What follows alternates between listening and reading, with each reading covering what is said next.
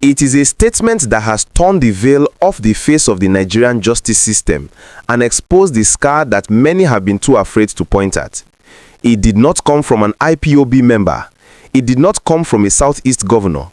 It came from the son of a former Northern governor, a member of the ruling APC, and a voice from the heart of the North. Honorable Bello El-Rufai has stood on the floor of the House of Representatives and said what millions have been whispering in the dark. It is wrong that Nnamdi Kanu got a life sentence while a confirmed terrorist got only 20 years.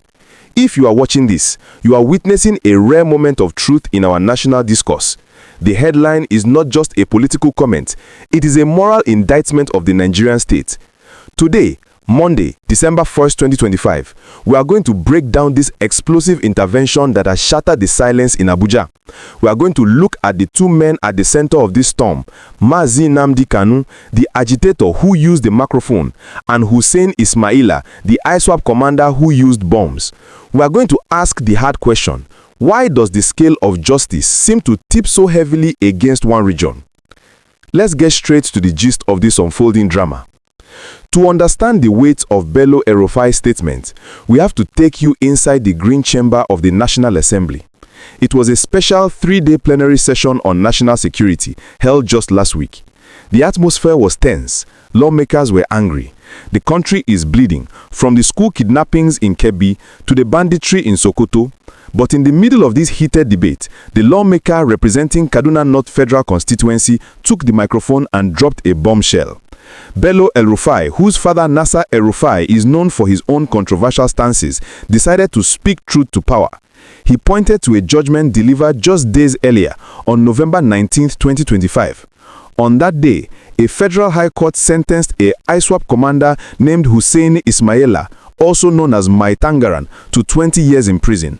Now, who is Hussaini Ismaila? He is not an agitator. He is a confessed terrorist. He admitted to coordinating a series of deadly attacks on police facilities in Kano State back in 2012. He is a man with blood on his hands, a man who commanded foot soldiers to kill security agents and destroy government property in the name of Boko Haram and ISWAP. He pleaded guilty. And what did he get? 20 years. A sentence that means he could walk free in his 50s or 60s. Then Bello El-Rufai pointed to Thursday, November 20th, 2025, just 24 hours after the terrorists got 20 years. On that day, the same Federal High Court under Justice James Omotosho sentenced Mazi Nnamdi Kanu to life imprisonment. Kanu, whose primary weapon was a radio transmitter. Kanu, who was charged with incitement and treasonable felony. Kanu, whose supporters argue was fighting for the self-determination of his people, even if his rhetoric was fiery. Bello El-Rufai looked at his colleagues and said, "I don't understand why one terrorist gets 20 years and the other gets life. There is this idea that justice is served differently and it affects the problem." This comparison is the gist that is setting social media on fire today. On one side, you have a man, Ismaila, who physically coordinated bombings and killings in Kano. He gets a slap on the wrist compared to the gravity of his crimes.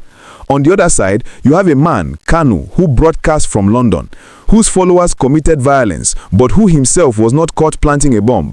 He gets to die in prison. The optics are terrible.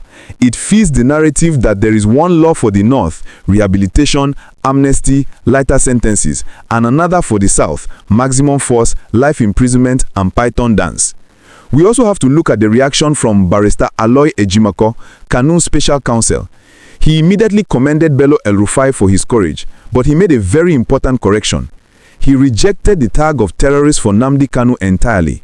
He said, "Let it be clear that MNK is not a terrorist, simply because the court labeled him as one. Mandela was also labeled a terrorist, but he triumphed." Ejimakor is using this moment to rally support. He is telling the world, even a Northerner, an APC member, can see the injustice. It validates the defense team's argument that the trial was a political persecution disguised as a legal process.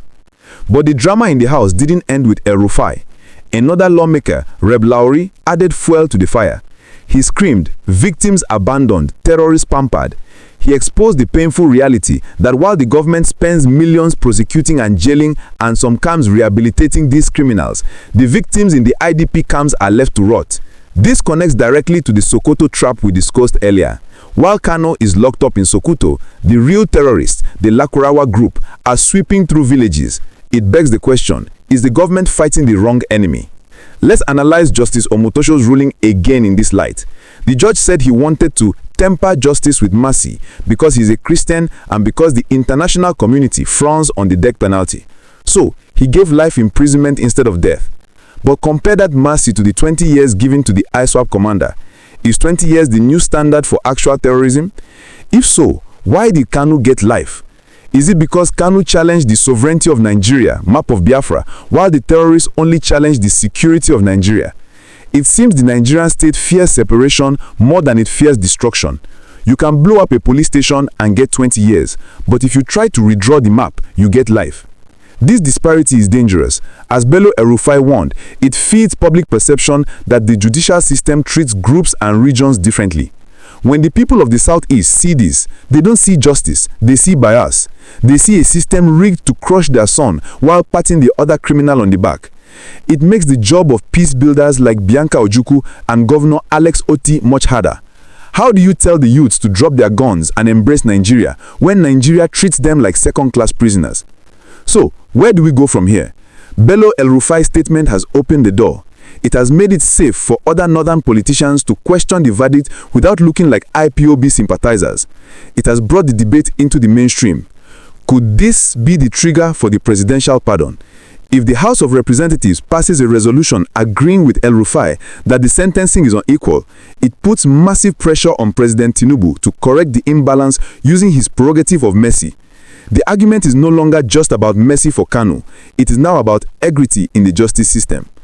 As we wrap up this deep dive, remember this. A justice system that is perceived as biased cannot produce peace. It can only produce silence, the silence of the graveyard or the silence of a people waiting for their turn to strike. Bello El-Rufai has thrown a stone into the stagnant water of Nigerian politics. The ripples are spreading. The question is, will they reach Aso Rock? What do you think? Is Bello El-Rufai right? Is there a double standard in how the North and South are treated by the courts? And does this comparison strengthen the case for Kanu's release? Let me know your thoughts in the comments.